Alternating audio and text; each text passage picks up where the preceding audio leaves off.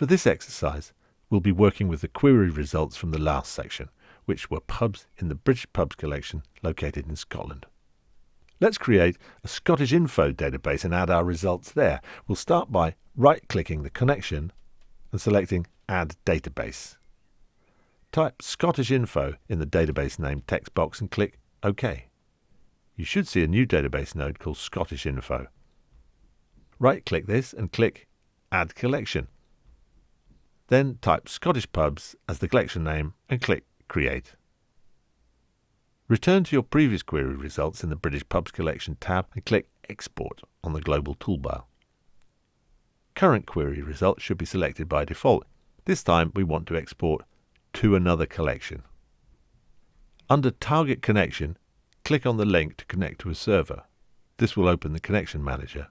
Select your target connection from the list and click Connect. Now you must select the target collection. Navigate to the Scottish Pubs collection you just created and click Finish. This will create another export unit. Review the settings and click Execute.